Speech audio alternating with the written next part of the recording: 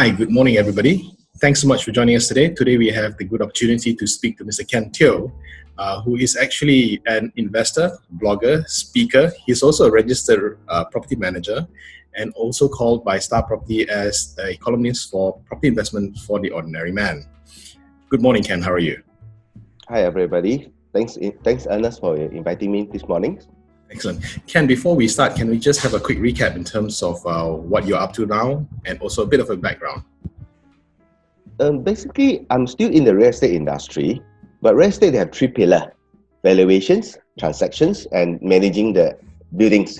So I'm more on the third part, which is managing the buildings on behalf of owner. Right.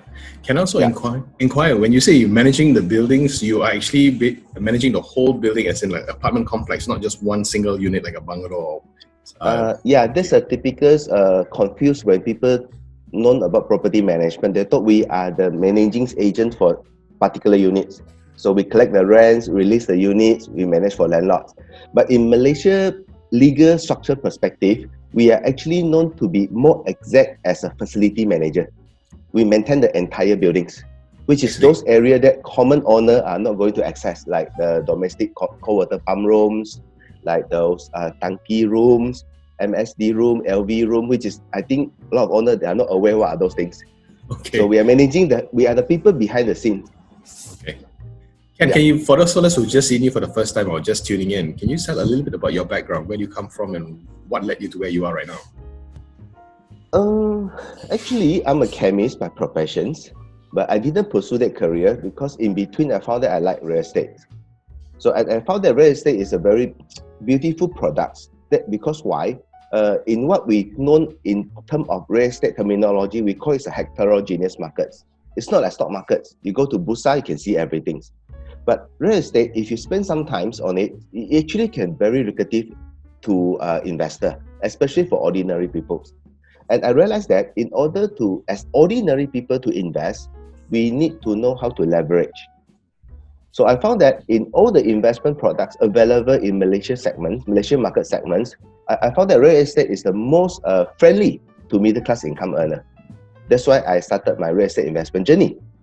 But along the journey, I found that everybody are looking at buy, sell, making money, buy, sell, making money. Literally, what I realized is what contribute a value to a property is not just the brick and tile. It's actually the functions of the property. And how do we actually improve the value and improve the function of property is all about property management. How we maintain it so that your prospect, like your potential tenants or your potential purchaser, when they come into the buildings, they feel good. So what I realized is, I would say 70% to 80% of decision making buying a real property is not because of the individual unit. It's more like the environments of that buildings that make them to decide whether they want to buy. So the problem is, all the investors, they are looking at their particular units and they ignore the common facility. They ignore the importance of lift. They ignore the importance of having good security, armed force, or the security officer, which all these small things beyond our hands are actually contributing the value to the property, and people feel good. They feel safe. Oh, I would like to stay here. So that's the reason why I ventured into property management. Because why? I couldn't get someone to manage my own property. So since I couldn't get someone, I already have some property in hand. Like what can they say lah? So along the journey, I realized that Malaysia are very lack of property management knowledge and understanding. And that's why we have 20,000 strata buildings, but we're less than 3,000 licensed property managers. It could be either a fantastic business for these 3,000 licensed property managers, or some buildings are definitely having lack of property management professionals. Yes, because from my personal experience, what I realized is if a building is poorly maintained, the value of the building will shut down. Okay, one of the recent cases, I think it's last year, one of the Hong Kong celebrity, familiar with the things, he came to Malaysia, have a program called Zhao Lo Hui Malai, and the crew actually housed him at one of the condo service apartments in Auckland Road. and he actually commended that building is poorly maintained, and he pointed his two central finger towards the building, and it went on media, and I think it went quite viral. So what I realized is the property value of that particular building shoot down by 40%. Oh, okay, really tremendous impact. Yeah, that's why all the owner are cursing. And why don't you let us sales first? Only then you condemn. So another real case that actually come to me is last year also. One of the buildings, when we went in, the value of the building went down. So we were surprised. This is quite a nice location building. Why it happens like that? So only then we realized that buildings have not been under maintenance for the past 10 years. Wow. Okay. Yeah, the genset last calibration is 2013. 2013. The lift JKKP certificate of fitness are already expired for more than 5 years. So the rooftop reservoir are not functioning. Basically, nothing that requires certificate of fitness in that particular buildings, nothing. Isn't that a situation whereby the JMB or the RA needs to resolve? The issue is there's no JMB for the past 10 years. Wow. Okay. Yeah. Last minute of AGM, which submitted to Commissioner of Buildings, when we went to see Commissioner of Building and seek for more information, the last submitted is 2010. Wow, that means it's pretty dysfunctional. And they are totally unaware. There's an act called Strata Management Act 2013. So what happens in this particular case? I mean, how do they resolve it? So we came in. When we came in, we understand that they have no legal entity to be the caretaker of the buildings, which is the joint management body or the committee members. So we wrote to Commissioner of Building, seek for permissions to call for AGM immediately, within 21 days, to elect the council members to be the leader of the buildings and run the show. So Commissioner of Building actually granted a special approval, which is, in order to call general meetings, we must submit audited reports. But this building have not submitted any audited report for the past 10 years. So we can't actually call that AGM is a valid AGM because why? We didn't fulfill one of the important pillar. But because of due respect, we filed a police report. We actually filed a case to Commissioner of Building. We seek permission to run it without audited report. And we commit to furnish the audit report 3 months after the event. So now the building, we have elected building owners to be the committee members, and the building in the process of repairing. Just that the building is considered almost bankrupt. Wow. Okay. Yeah. When the issue is when no one doing works, owner feel unhappy. So when owner feel unhappy, they refuse to pay.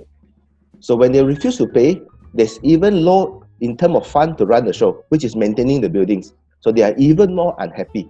So it's a big cycle. So what we do is we perform a building conditions assessment, which is visual assessment, not by the building consultants, because they got no money. So we perform a basic building condition assessment. We actually present it over the AGM. So we let the resident know this is the condition of their buildings. So if you want to leave it, it's up to you. You are the owner. But if you want to do some things, this is the fund that we need. So we got about half the owner agreed to contribute more funds to do the repair. But as usual, we get about 20% of the owner. They die also don't want to spend money lah. So now we are in the education process. But because of the movement control order, the entire education process are forced to call off. We can't do anything because we cannot physically see them. And I think they're scared of us because we travel building from buildings. So we are considered one of the high risk taker in this case.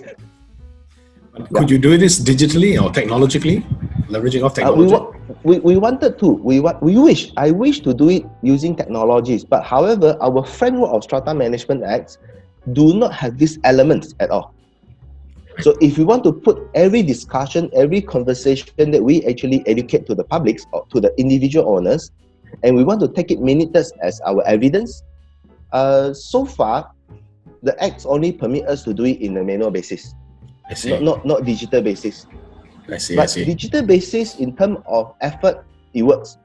But in terms of putting it as a record, and submit to commission bidding as to get endorsed.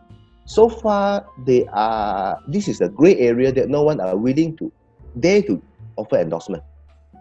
Do you see that this situation with COVID-19 and the economic headwinds that are coming and not just affecting Malaysia but also regionally, do you think that this will affect the collections by the building owners themselves to maintain their properties properly?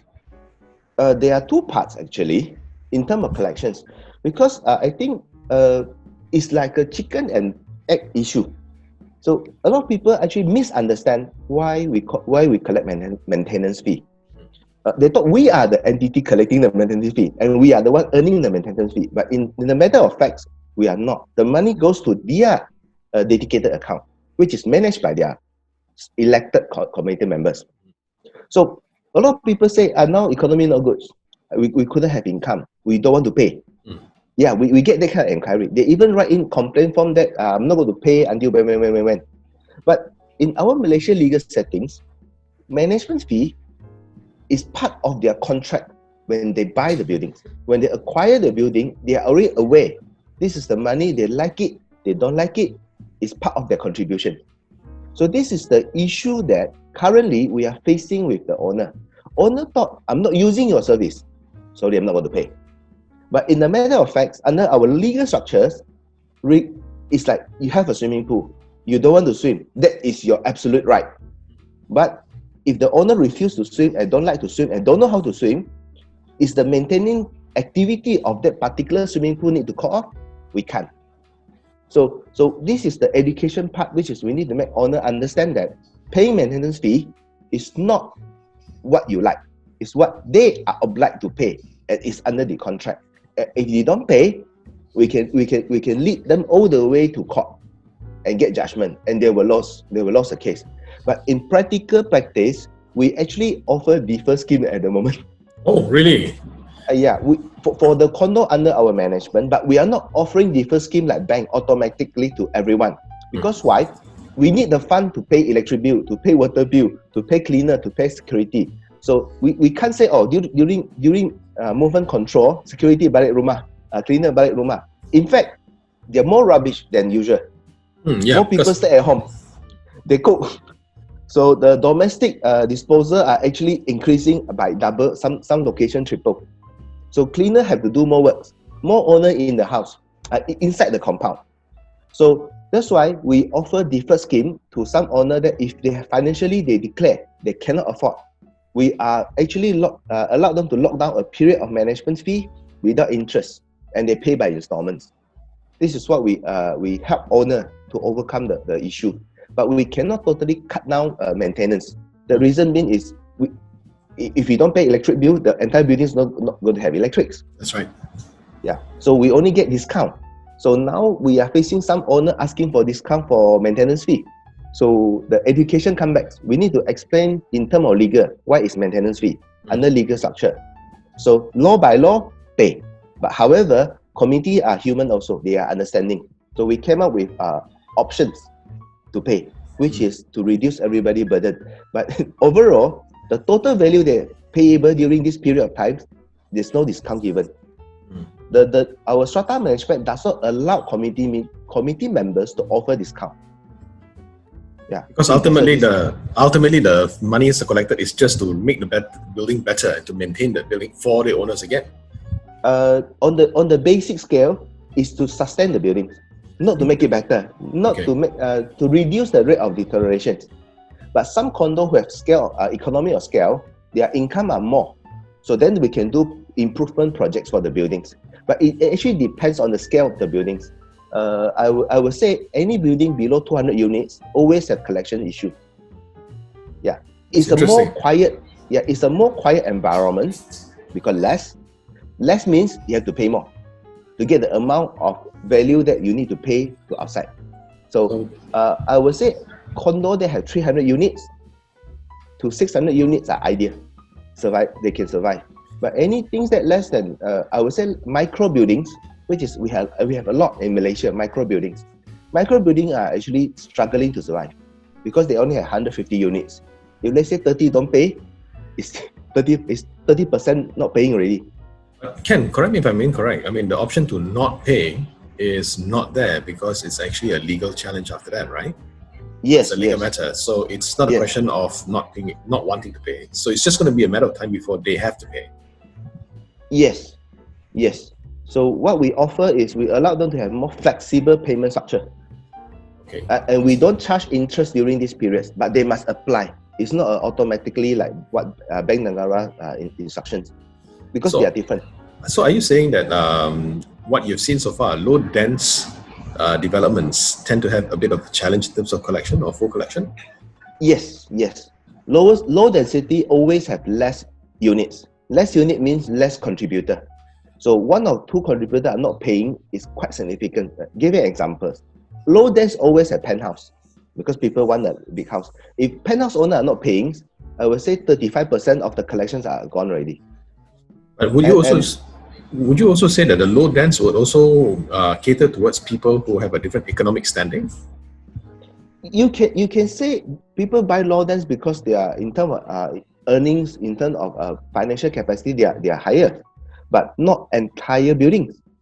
There are people who just reach the borderline and they want to live like better lower dense, so they buy. But actually they are struggling paying their mortgage, which is like maybe they bought the house for 1.2 million, low dense, nice luxury condos, so they are paying like 4,000-5,000 a month. And suddenly you told them that your management fee, recently we had one case, management fee need to increase by 300%. And by increasing 300%, that is just enough to pay daily operation, no repair at all. So residents are jumping as usual.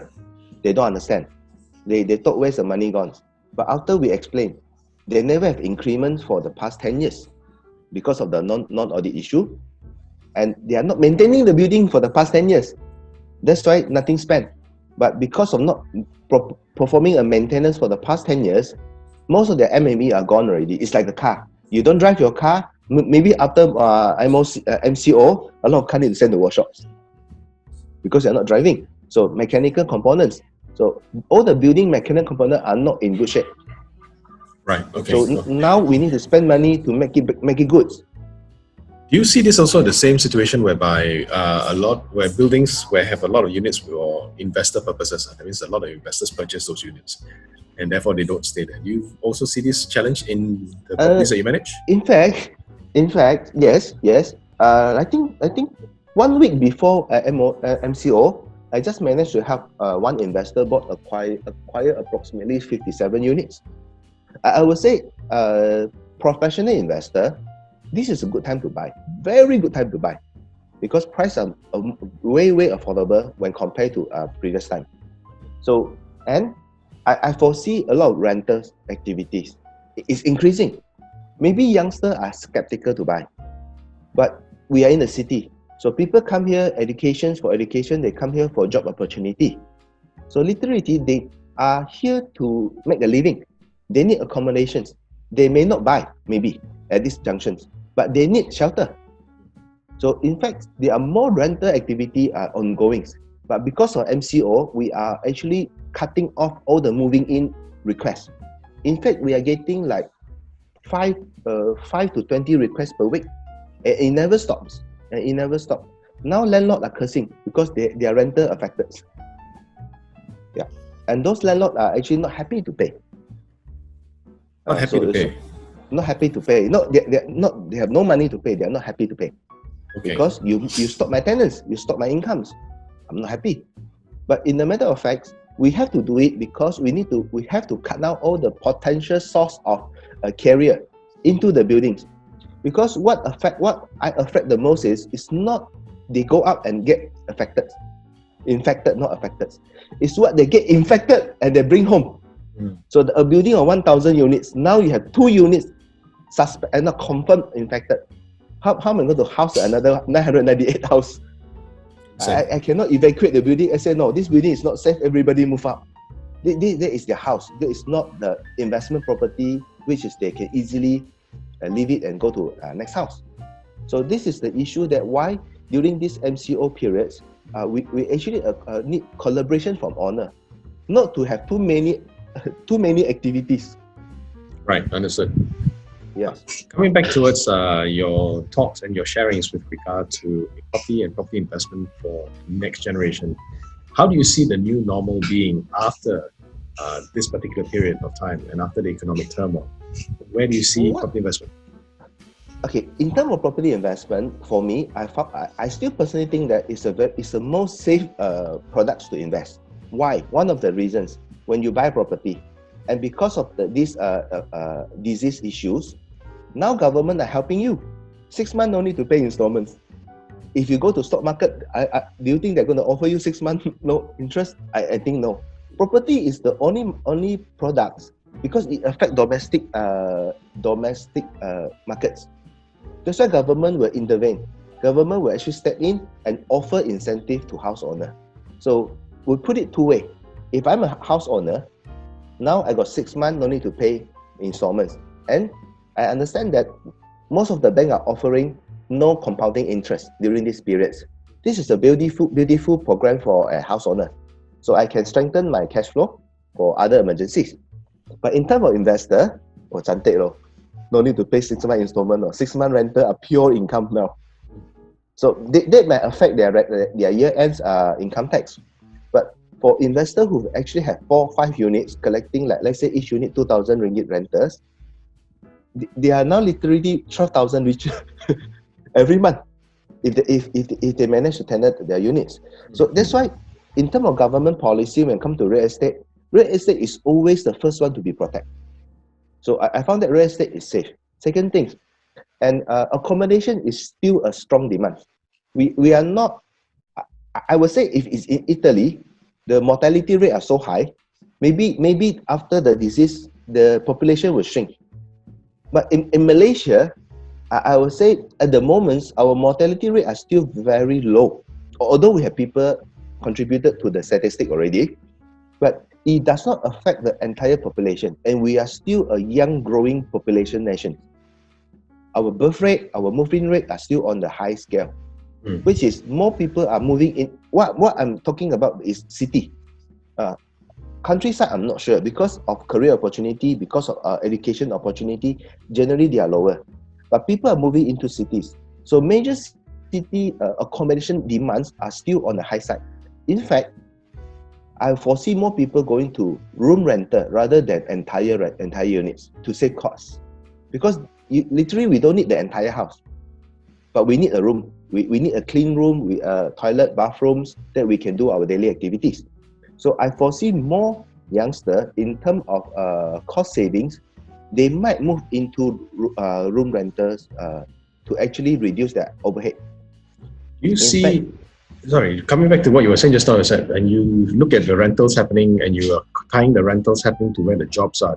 So presumably you're looking at not the whole of Malaysia having a rise at the same time. It'd be different pockets rising at different times, different parts of Malaysia, or different parts of the town. Possible. But this crisis will affect the SME, because SME, their cash flow are not as strong as MMC.